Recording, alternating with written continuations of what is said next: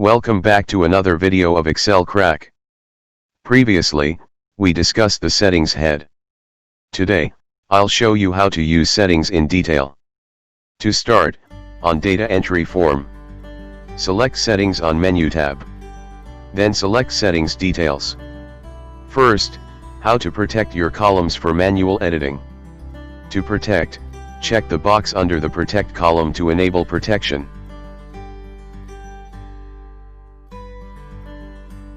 For the users to view with ease, like Excel's Freeze Column feature, click the drop-down button and choose the desired column name.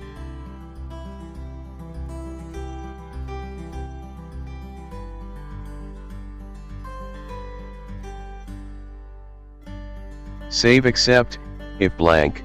This function helps users not to flood or saturate unnecessary data on your working table such as blanks. Example, this will happen if the Save Except drop-down is empty. There are blanks or unfilled values in the quantity column or field from the second row to the last row after the saving process. In order to prevent this, click the drop-down button and choose the desired column name.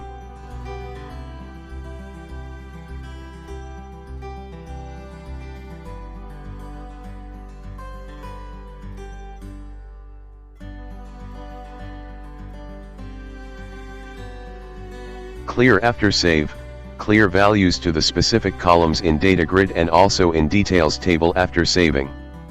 Check the boxes to enable this feature.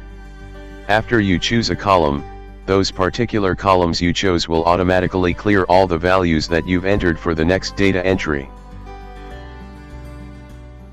On the other hand, if you didn't mark at least one of the check boxes, all values or data in Data Grid will remain after saving for the next data entry. Be cautious, for there's no undo for this, because it will also clear those columns on your table details. Column change order, select whole row from left edge and press up arrow, or down arrow to move.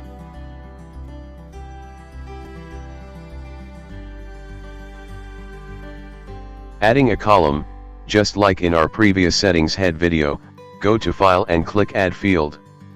Input your new field or column name.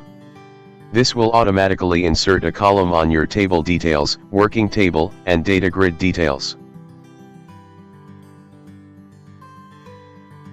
If you wish to delete the existing field, select the whole row from the left edge and hit the Delete key button. Take note that you may delete the column in your working table and table details manually.